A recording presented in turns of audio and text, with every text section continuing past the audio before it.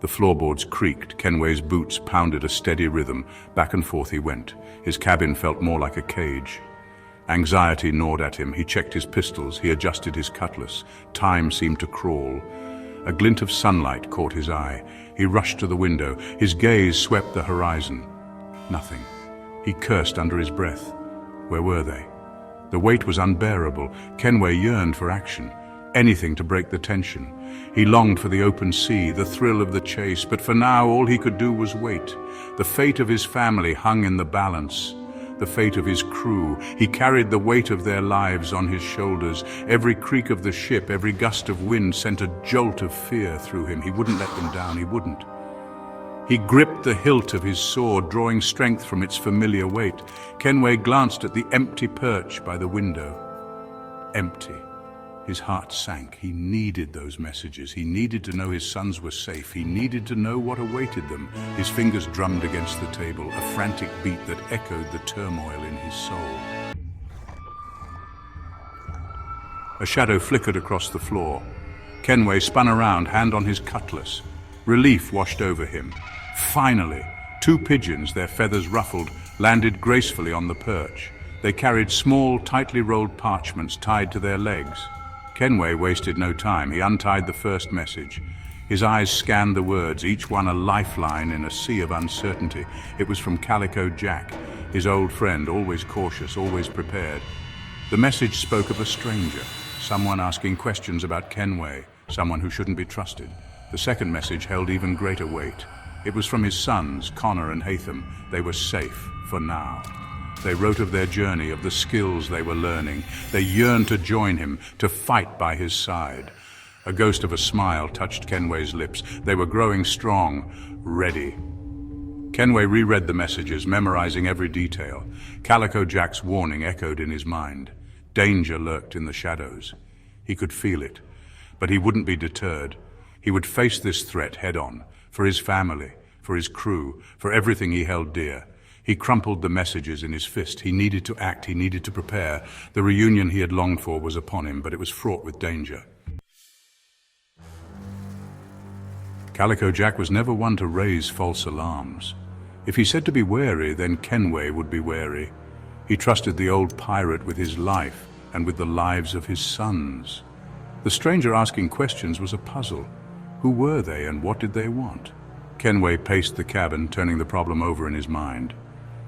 He couldn't shake the feeling that something was amiss. Too many coincidences. The stranger's arrival, the whispers of a new threat, the urgency in Calico Jack's message. It all pointed to a larger scheme. Calico Jack had suggested a meeting place, a secluded windmill on the edge of the island. Isolated, discreet, the perfect place for a clandestine meeting. Kenway knew he couldn't ignore this summons. He had to find out who this stranger was and what they knew. His gut told him to be careful. This could be a trap, but he couldn't let fear paralyze him. He had to find out the truth. The safety of his family depended on it. The windmill loomed in the distance, its sails creaking rhythmically against the wind.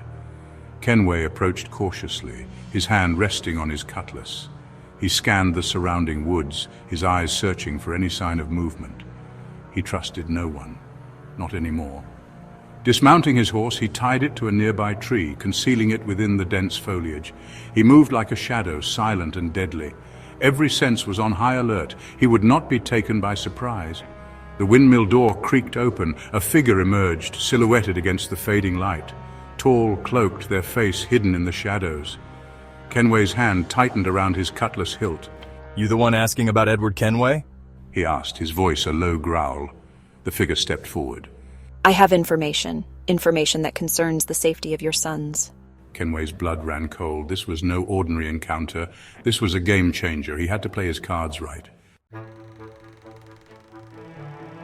The cloaked figure lowered her hood, revealing a woman's face. Her eyes, sharp and intelligent, held a mixture of caution and urgency.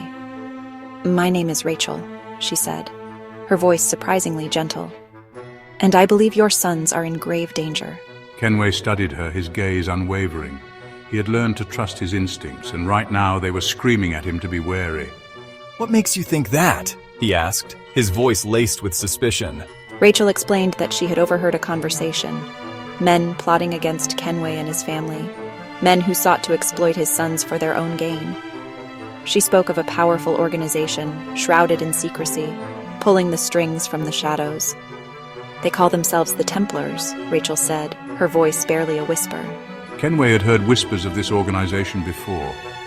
Ruthless, power-hungry, they were a force to be reckoned with. But what could they possibly want with his sons? The gravity of Rachel's words settled over Kenway like a shroud. He knew he couldn't ignore this threat. He had to act swiftly and decisively to protect his family. "Where are they?" he demanded, his voice tight with urgency. Rachel hesitated, her gaze flickering to the ground. "I don't know their exact location," she admitted, "but I know they're planning a move soon. You need to warn your sons, prepare them for what's to come." Kenway cursed under his breath. Time was running out. He needed to reach his sons before it was too late. He thanked Rachel for her information, promising to repay her kindness. He would get to the bottom of this. He would find the Templars and make them pay for threatening his family. He returned to his ship, his mind racing. He grabbed 2 fresh scrolls and dipped his quill in ink. He scribbled furiously, his words a flurry of urgency and caution. He detailed Rachel's warning, instructing his sons to be vigilant and prepared for anything. He attached the messages to his fastest pigeons, sending them soaring into the twilight. He watched them disappear into the horizon, carrying his hopes and fears with them. The docks were abuzz with activity. Kenway's crew, a motley but loyal bunch, sprang into action. They knew the drill. Supplies were loaded, weapons were checked, and the ship hummed with anticipation. They had faced many dangers before, and they would face this one together. Word had spread among Kenway's allies. Old friends and former rivals alike drawn together by a common enemy. They owed him their loyalty, and they would stand by him in his hour of need. The docks were a sea of familiar faces, each one ready to fight. Among the crowd, Kenway spotted 2 figures he had longed to see. Connor and Hatham, taller and stronger than he remembered, their eyes filled with a mixture of apprehension and excitement. He embraced them tightly, relief washing over him. They were safe, for now. "We came as soon as we got your message, Father," Connor said, his voice filled with concern. "What's going on? Who are these Templars?" Kenway placed a hand on each of their shoulders. "There's no time to explain everything now," he said, his voice grim. "Just know that we're in danger and we need to be ready for anything." As the sun began its descent, casting long shadows across the water, a lookout shouted from the crow's nest. "Ships approaching, bearing northeast." Kenway's heart sank. The British Navy. Their timing couldn't be worse. He grabbed his spyglass, peering through the lens. He cursed under his breath. It was Captain James Hook and his flagship, the Jolly Roger, a formidable opponent known for his ruthlessness and cunning.